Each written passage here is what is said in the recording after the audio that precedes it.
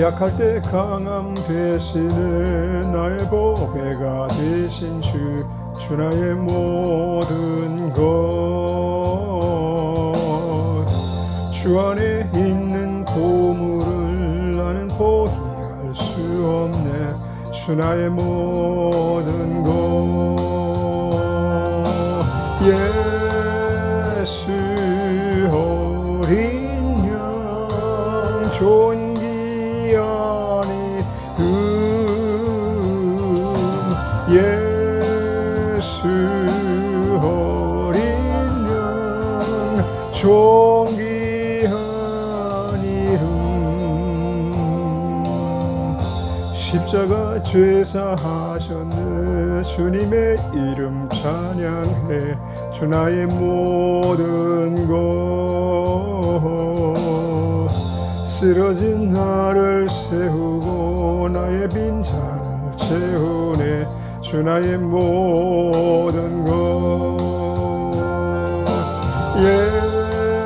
예수 어린 양 존귀한 이름.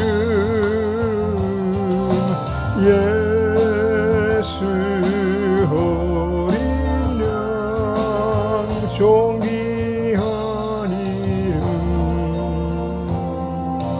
예수 어린 양 존귀한 이름. 예수 어린 양 존귀한 이름. 사랑이 많으신 아버지 감사합니다. 귀한 날, 복된 날 하나님께서 거룩하게 기억하시고 우둔한 저희들 불쌍히 여기사 주의 도우심 속에서, 돌보심 속에서 한 날을 지켜 보호하시고 승리의 길로 이끄시려고 이 새벽 미명에 단잠을 깨우시고 저희들을 통해서 예배와 찬송과 기도라 우리 주님의 사랑의 고백을 올려드리는 시간 갖게 하시니 감사합니다. 하나님 영광 받아 주시옵소서. 예수님의 이름으로 감사 찬양드리며 기도드렸습니다. 아멘. 하나님의 말씀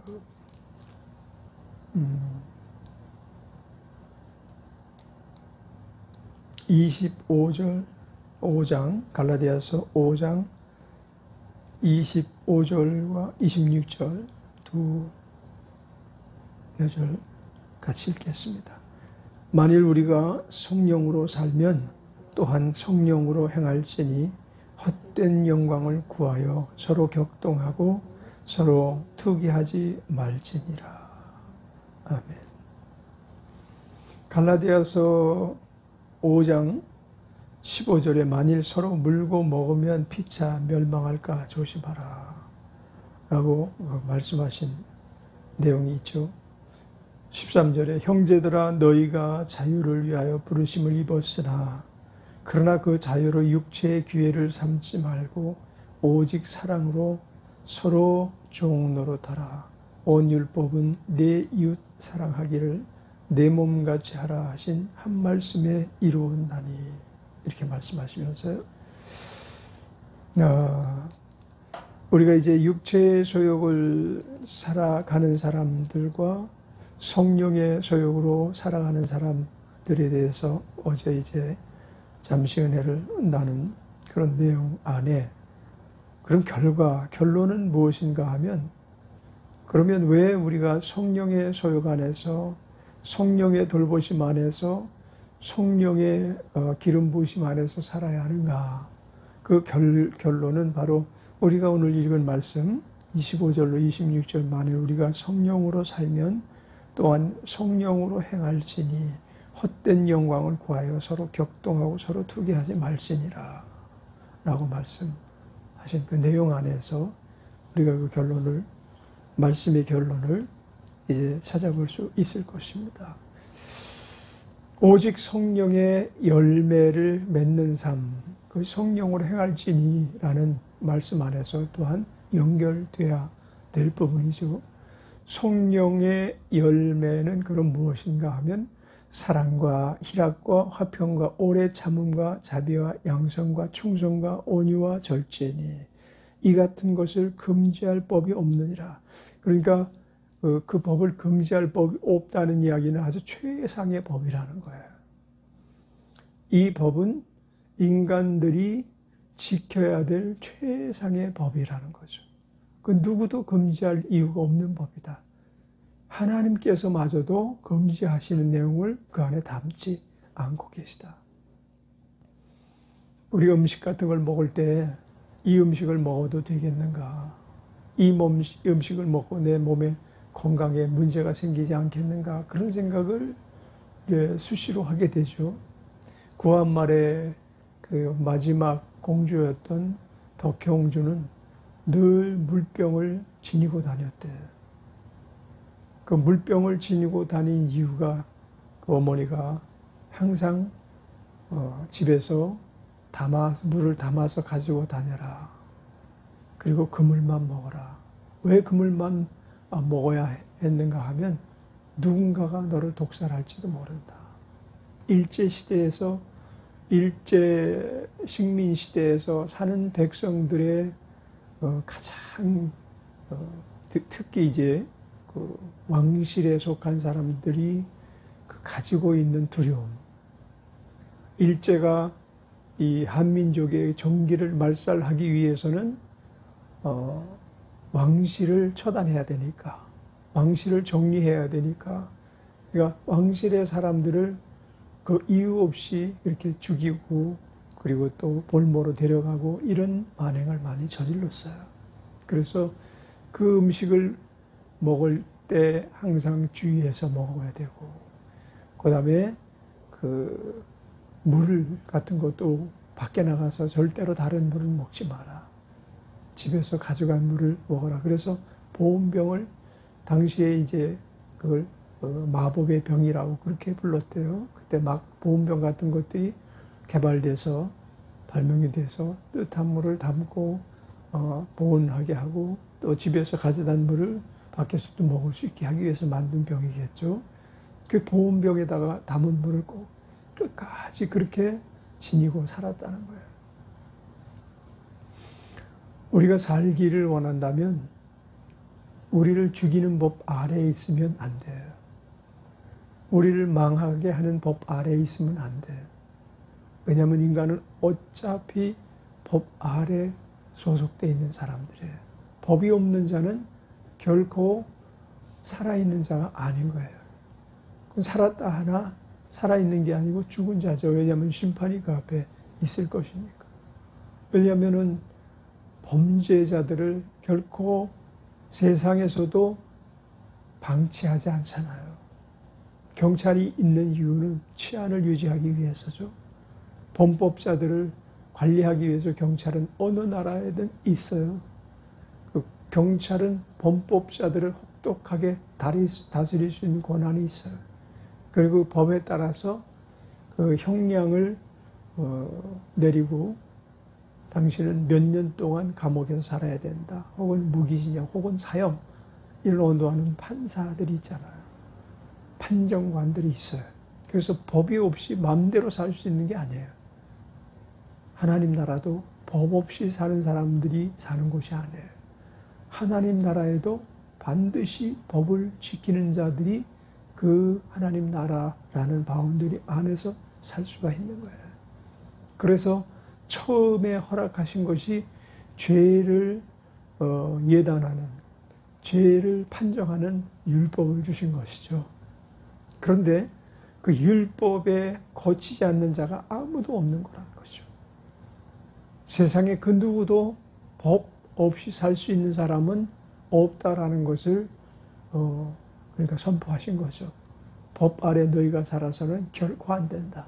너희는 반드시 법 안에서 살아갈 수밖에 없는 존재. 전에는 하나님께서 처음 하나님의 형상과 모양을 따라 지으신 사람, 범죄하기 전에 있었던 사람, 그 사람들에게는 법이 없었을까요? 그들에게도 법이 있었어요. 그 그것은 하나님의 통치를 받는 그런 법이었었어요. 그게 바로 선악을 알게 하는 나무 실과를 먹지 말라. 이 열매를 먹으면, 이 실과를 먹으면 너희가 죽으리라.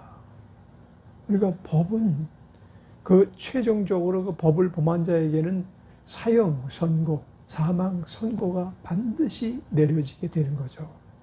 그래서 법으로 말미암아 의롭다 하심을 입을 자가 하나도 없으면 우리가 죄의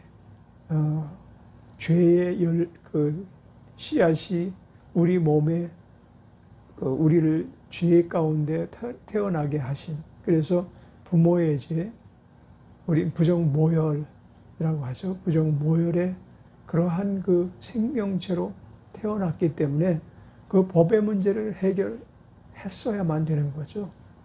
그래서 이 법의 문제를 해결해 주시려고 예수님께서 이 땅에 내려오셔야만 했던 것입니다.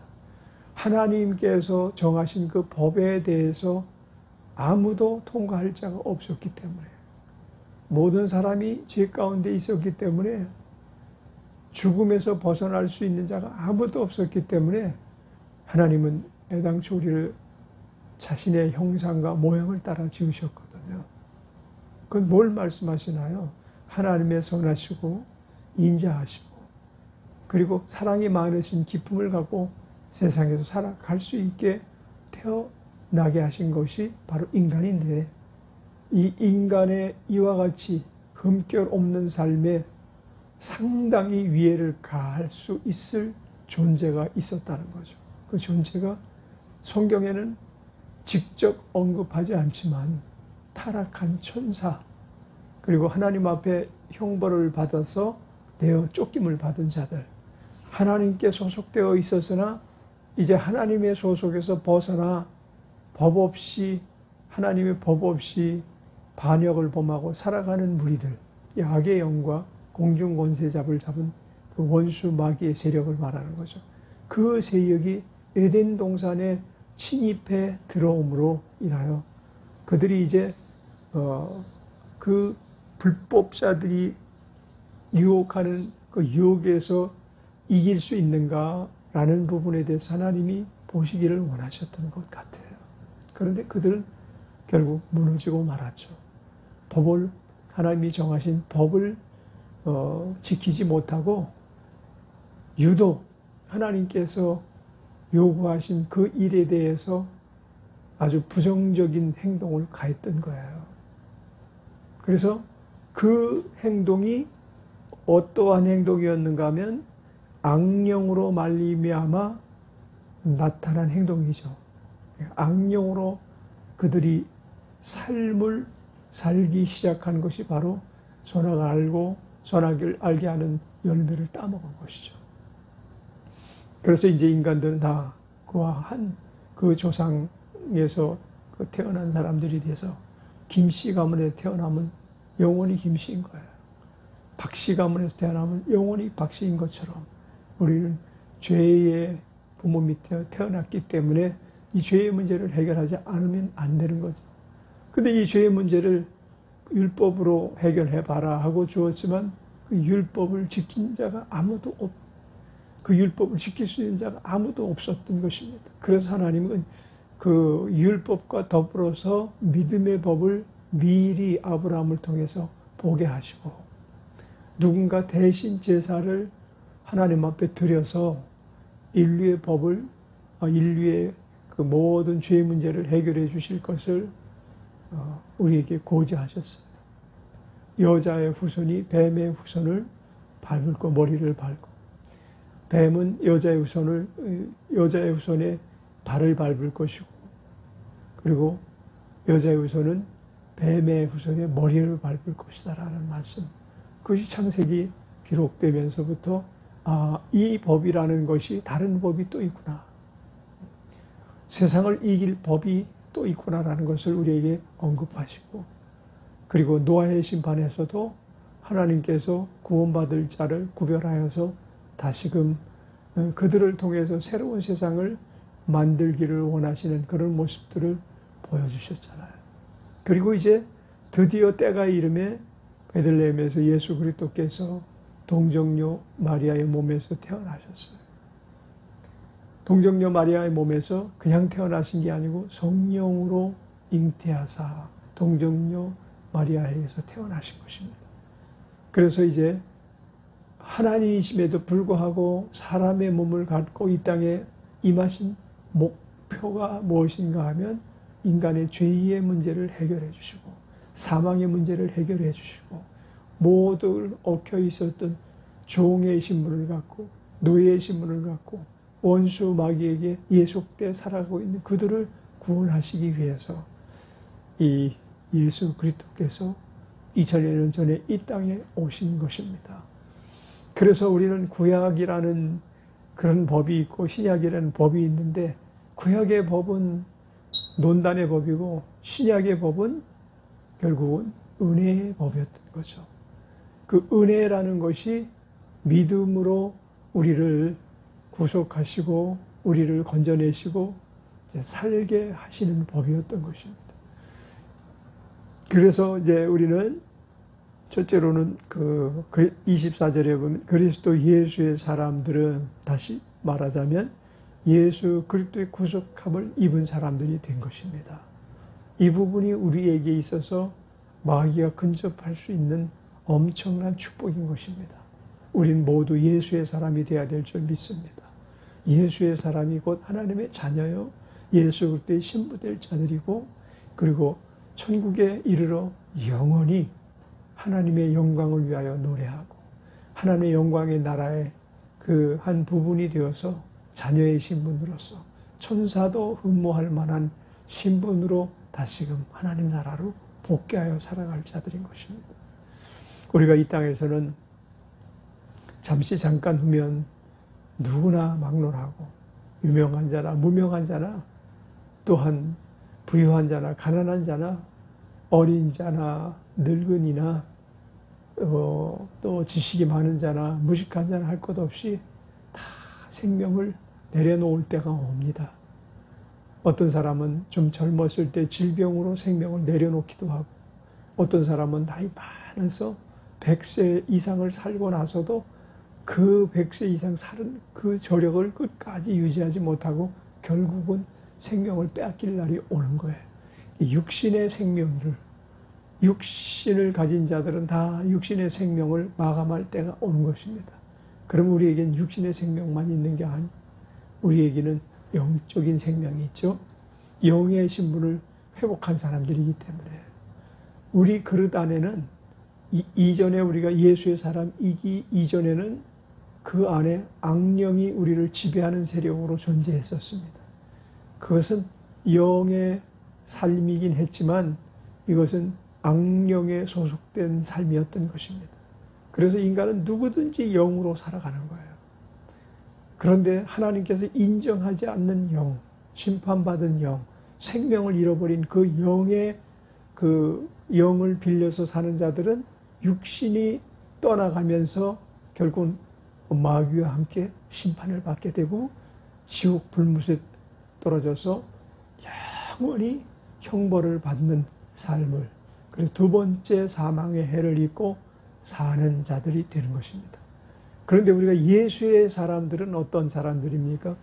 그 악령이 지배했던 우리 영이라는 그릇 안에 성령님께서 임재하실 수 있도록 그 성령님께서 임재할 수 있게 하기 위해서 예수님께서 우리의 죄를 대속하신 것입니다. 성령은 누구십니까? 삼위 하나님 중에 한 분이시거든요. 아들 예수, 그분의 영이 되시는 성령님, 하나님의 영이시죠. 그리고 하늘 천상계에서 지금 우리의 천부 하나님께서 통치하고 계신 그 나라. 그러나 잠시 잠깐 이 나라에 성령님께서 예수 그리스도께서 일생 이 나라에서 사시고 가셨던 것처럼 좀 더 긴 시간을 우리 인간과 함께 동행하는 삶을 사시는 하나님. 그분이 바로 성령 하나님이시거든요. 그런데 이 성령 하나님은 아무에게나 들어가셔가지고 아무에게나 구원을 허락하시고 그리고 내가 너를 성전 삼으리라.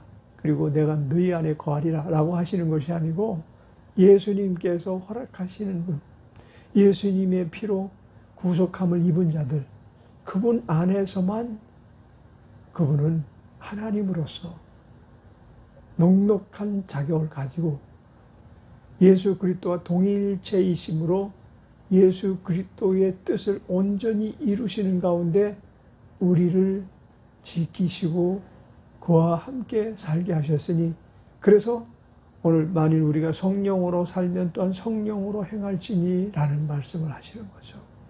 이제 우리는 모든 행동의 근거가 성령 안에서, 성령께서 우리에게 계시하는 것을 따라서, 허락하시는 것을 따라서 살아가는 것이 가장 바람직한 삶인 것입니다.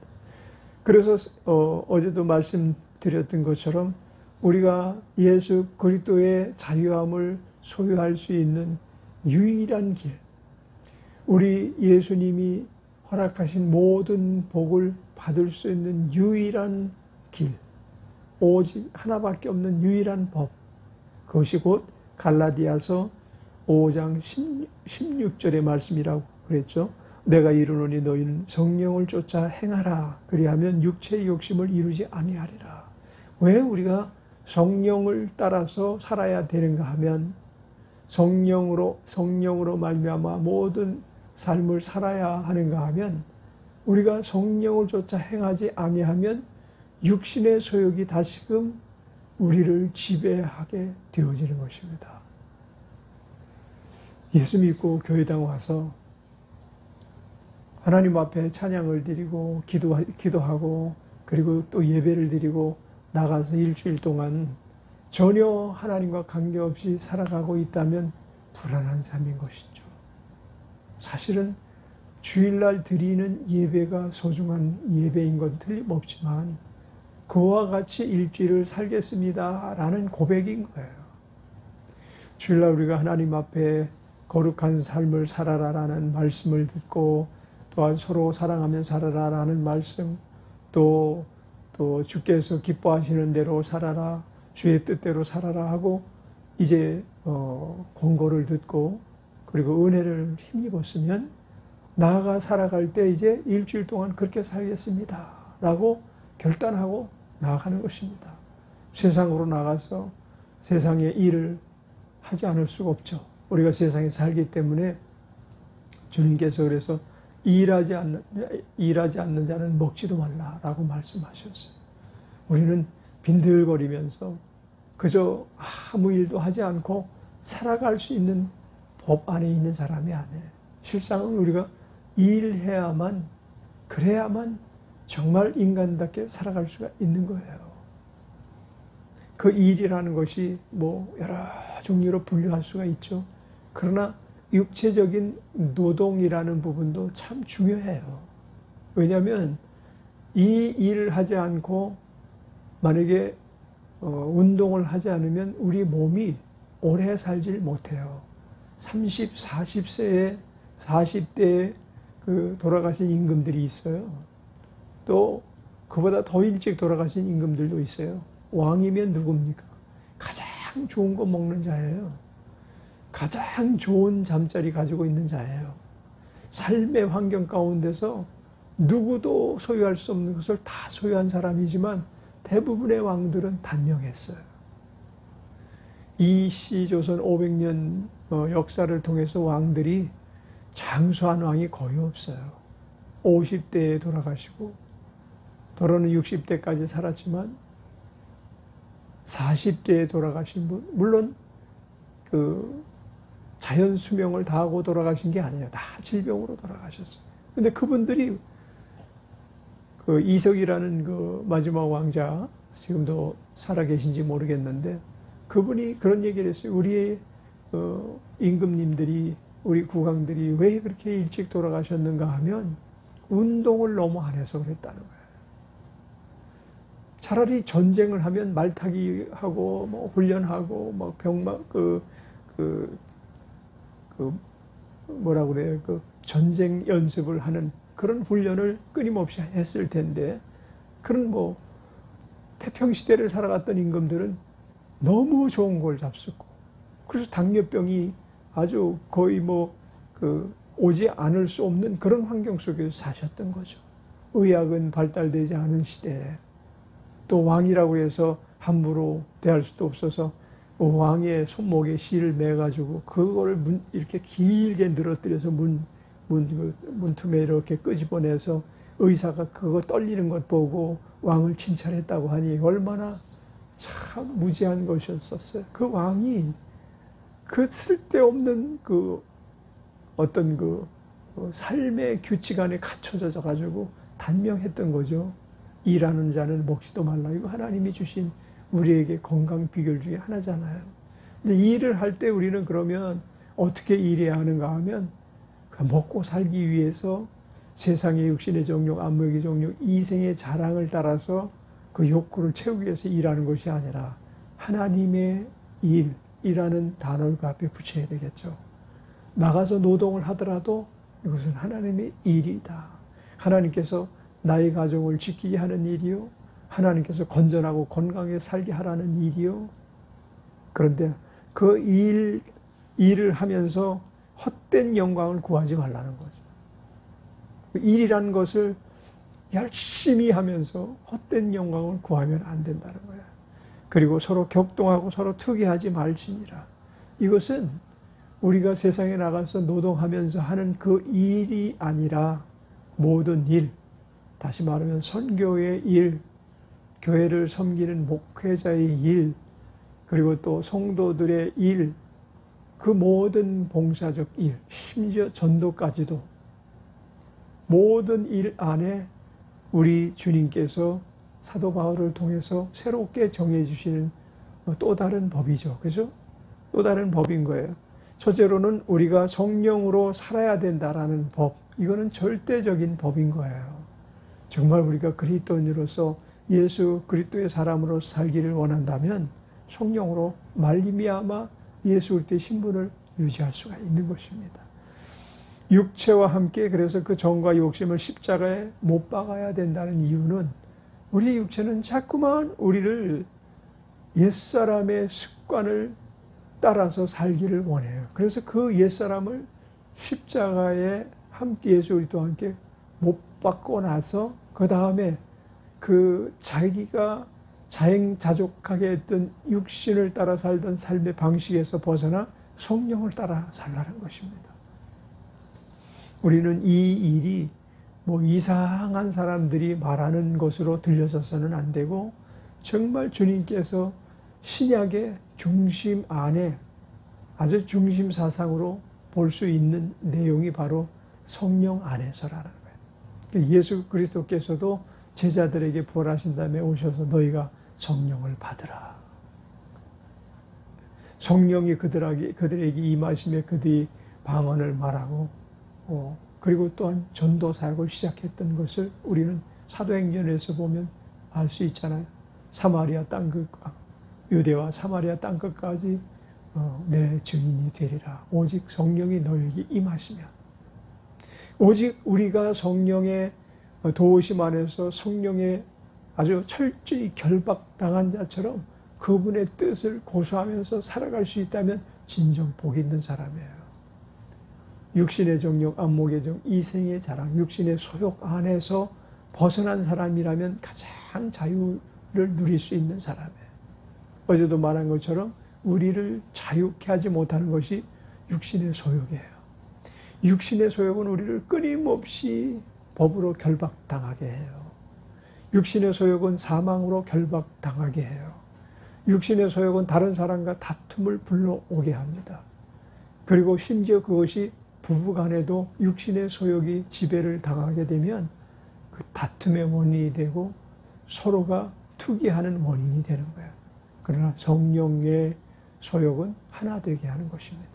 우리는 다 주 안에서 성령의 소욕으로 살고 또한 성령으로 살면 또한 성령으로 행할지니 라고 말씀하셨으니 모든 일을 하면서 성령님 이렇게 하면 되겠습니까? 성령님 이렇게 하면 되죠?